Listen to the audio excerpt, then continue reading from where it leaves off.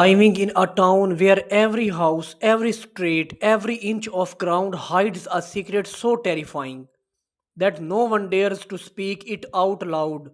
A town that was never built on stone or soil but on a mass grave. The dead were buried and forgotten, but they never left. And now, beneath the floors where families sleep and the streets where children play, something is still alive, waiting, watching, and reaching for the living. What happens when the ground beneath your feet is not solid but hungry? Would you dare to find out?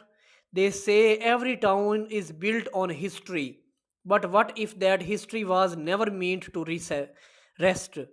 Imagine moving into a place that looks perfect on the surface, quiet streets, friendly neighbors, and a peaceful air that makes you feel safe.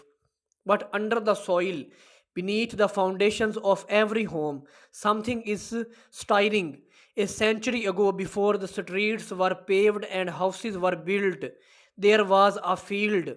That field became a mass grave, a place where the unclaimed and unwanted were buried in silence. No handstones, no prayers, only earth covering the forgotten.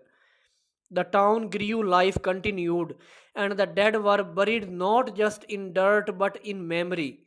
People thought time would erase the truth, but what is buried does not always stay dead. Residents whispers about the strange things that happen here. Doors lock themselves, lights flicker even when there's no storm, and shadows move across empty walls. Families claim to hear voices whispering their names as they try to sleep, voices that don't belong to anyone in the house. Others wake up with oil on their sheets as if the ground itself is reaching for them.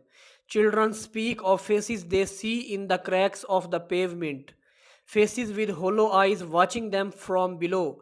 And sometimes, when construction crews dig too deep, their tools hit something that is not stone, something that feels like bone.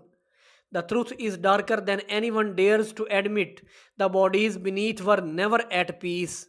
They were buried without dignity, some in rage, some in fear, and their last moments cling to the soil. Every street lamp, every foundation, every blade of grass sits on top of restless remains. People vanish here, swallowed by the night. Search parties never find them. But days later, someone might hear their voices calling from the earth, muffled and desperate as though the ground itself has trapped them. No one leaves the town unchanged.